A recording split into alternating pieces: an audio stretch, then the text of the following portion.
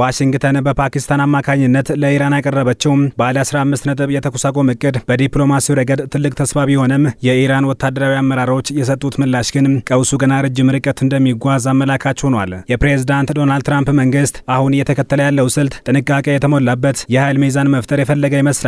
በአንድ በኩል ልዩ መልእክተኛቸው ስቲቭ ዊትኮፍ፣ አማካሪያቸው ጃሬድ ኩሽነር እና የውጭ ጉዳይ ሚኒስትሩ ማርኮ ሩቢዮ የተሳተፉበት የድርድር ቡድን የሰላም እቅድ ሲያዘጋጅ፣ በሌላ በኩል ደግሞ ወታደራዊ ክንፉ ወደ ቀጠናው የተመመ ነው። ምንም እንኳን የዝርዝሩ ይዘት ለህዝብ ይፋ ባይደረግም እቅዱ የኢራንን የባላስቲክ ሚሳኤል ፕሮግራም እና የኒውክሌር እንቅስቃሴን ሙሉ በሙሉ የሚገቱ አንቀጾችን የያዘና የኢራንን ወታደራዊ ኃይል ሙሉ በሙሉ የሚያዳክም ነው። ከዋሽንግተን 82ኛው የአየር ወለድ ክፍለ ጦር 1000 ወታደሮችና ከባህር ኃይል የተውጣጡ 5000 ታጣቂዎች ወደ መካከለኛው ምስራቅ መላካቸው አሜሪካ ዲፕሎማሲው ባይሳካ ለማንኛውም አማራጭ ዝግጁ ነኝ የሚል መልእክት ለቴህራን ለማስተላለፍ የፈለገችበት መንገድ ነው።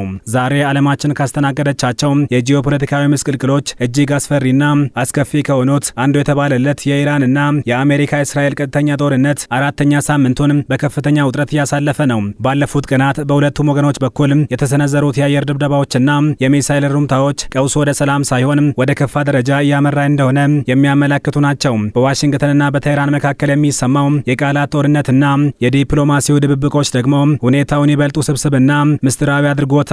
የአሜሪካው ፕሬዝዳንት ዶናልድ ትራምፕ በነጩ ቤተ መንግስት ለጋዜጠኞች በሰጡት መግለጫ አሜሪካ ከትክክለኛዎቹ ሰዎች ጋር ድርድር ላይ መሆኗንና ኢራንም ስምምነቱን በጉጉት እንደምትጠብቀው በሚያሳብቅ ቃና ተናግረዋል።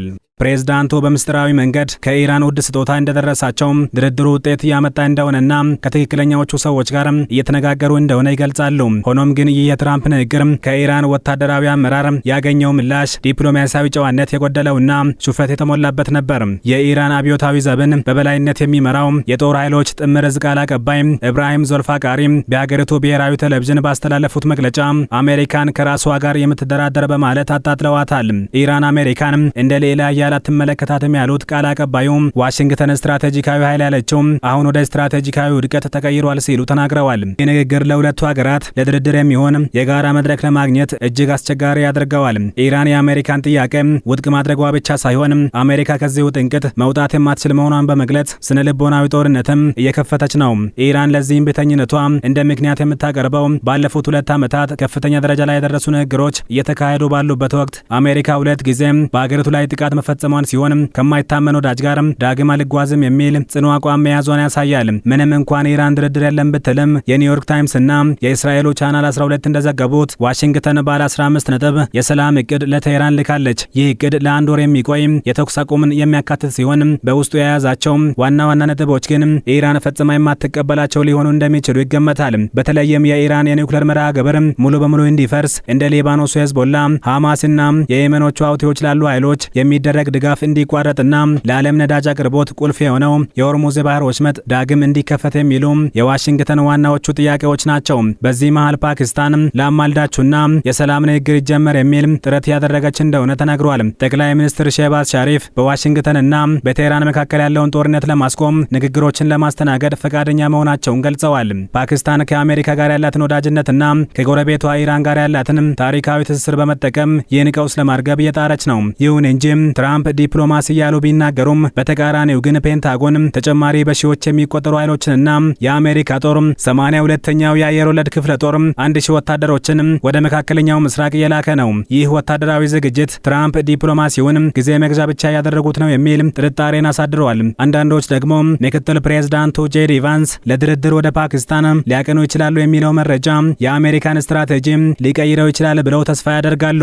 ትራምፕ ኢራን የኒውክሌር ፕሮግራሟን ለማፍረስ ተስማምታለች ቢሉም ቴህራን ግን ይህንን በፍጹም አላረጋገጠችም። ጦርነቱ በአሜሪካ እስራኤልና በኢራን መካከል ብቻ የተወሰነ አልሆነም። እንደ ባህሬን፣ ኳታር እና የተባበሩት አረብ ኤምሬቶች ያሉ የባህረ ሰላጤው ሀገራት የኢራን ያጸፋ እርምጃ ሰለባ የሆኑ ነው። የኢራን ሚስዮን ለተባበሩት መንግስታት ድርጅት በላከው መልእክት የሆርሙዝ የባህር ወሽመጥን ለመጠቀም ከኢራን ባለስልጣናት ጋር ቅንጅት መፍጠር ግዴታ መሆኑን ገልጿል። ይህ ማለት ኢራን የባህር መንገዱን እንደ ፖለቲካዊና ወታደራዊ መደራደሪያ የተጠቀመችበት መሆኑን ያረጋግጣል። በአሁኑ ሰዓት መካከለኛው ምስራቅ በሁለት ጫፎች ተወጥሯል። በአንድ በኩል የሚንቀለቀለው የጦርነት እሳትና በሺዎች የሚቆጠሩ ሰዎችን ሕይወት የሚቀጥፈው የአየር ጥቃት፣ በሌላ በኩል ደግሞ በጭላንጭል የሚታየውና ምስጢራዊነቱ የበዛው የዲፕሎማሲ ተስፋ ነው። የሰው ልጅ በቴክኖሎጂና በስልጣኔ ቢራመድም አሁንም እንደ ጥንቶ በኃይልና በጉልበት ለመገፋፋት መሞከሩና የዓለምን ምጣኔ ሀብት ለከፋ አደጋ ማጋለጡ እጅግ አሳሳቢ ሆኗል። የዚህ ጦርነት ውጤት የሚወሰነው በዋሽንግተን ቤተ መንግስትና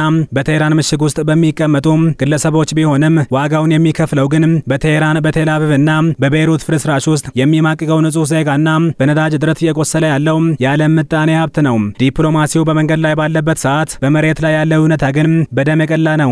ኢራን በክልሉ ያሉ የነዳጅ መሰረተ ልማቶችን ኢላማ ማድረጓን ቀጥላለች። ሰሞኑን በኩዌት ዓለም አቀፍ አውሮፕላን ማረፊያ ላይ የደረሰው የድሮን ጥቃትና የነዳጅ ማጠራቀሚያው መቃጠል ኢራን የዓለምን የነዳጅ አቅርቦት ለማወክ ያላትን ቁርጠኝነት ያሳያል ሲሉ ተንታኞች ይናገራሉ።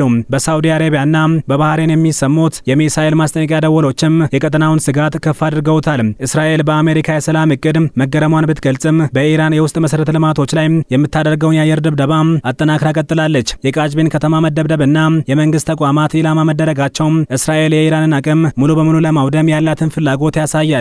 ተንታኞች እንደሚሉት በአሁኑ ድርድር ላይ ትልቁ እንቅፋት የእምነት ማጣት ነው። ኢራን አሜሪካን እንደ ከዳተኛ ትቆጥራለች። በተለይም በትራምፕ መንግስት ስር ሁለት ጊዜ ከፍተኛ የዲፕሎማሲ ንግግሮች እየተካሄዱ ባለበት ወቅት ዋሽንግተን ጥቃት መሰንዘሯ የኢራን ባለስልጣናትን ለድርድር ዳተኛ አድርጓቸዋል። ከዚህ በተጨማሪም በኢራን መንግስት ውስጥ ለመደራደር ስልጣኑ ያለው ማን ነው የሚለው ጥያቄ እስካሁን ምላሽ አላገኘም። እስራኤል ቀሪዎችን የኢራን ከፍተኛ አመራሮችን ለመግደል እየዛተችና ጦርነቱ የተጋጋለ ባለበት በዚህ ወቅት ማንም የኢራን ባለስልጣን ከዋሽንግተን ጋር ለመነጋገር ድፍረት ላይኖረው ይችላል።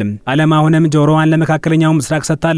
የባሩዱ ሽታ በሰላም አየር ይቀየራል ወይስ ወደ ሰፊውና ወደማይመለሰው የዓለም ጦርነት ያመራል ለሚለው ጥያቄ መልሱ ያለው በሚቀጥሉት ጥቂት ቀናት በሚወሰዱ ወታደራዊና ፖለቲካዊ እርምጃዎች ላይ ነው። ትራምፕ እንዳሉት ድርድሩ እውነት ከሆነ ዓለም የሰላም አየር ትተነፍሳለች፣ ካልሆነ ግን ወደ ጥቁሩ ሰብአዊና ምጣኔ ሀብታዊ ጨለማ መግባቷ አይቀሬ እንደሆነ ተንታኞች የገለጹ ነው። ይህ ጦርነት ከመካከለኛው ምስራቅ አልፎ የዓለምን የኃይል አሰላለፍ የቀየረ ነው። አሜሪካ ያቀረበችው የ15 ነጥብ እቅድ ጦርነቱን ለማቆም የተወረወረ የመጨረሻው የዲፕሎማሲ ካርድ ሊሆን ይችላል። ሆኖም ኢራን የሰጠችው የንቀት ምላሽና የምታደርገው የኃይል እርምጃ እንዲሁም የእስራኤል ጦርነቱን የመቀጠል ፍላጎት ሰላም ገና ሩቅ እንደሆነ ያረጋግጣሉ። አሁን ያለው ሁኔታ ኔዘር ዋር ኖር ፒስ፣ ጦርነትና ሰላም የተደበላለቀበት ነው። ይልቁንም ውጥረቱ ወደ ትልቅ ክልላዊ ፍንዳታ የሚያመራ ይመስላል ይላሉ ተንታኞች።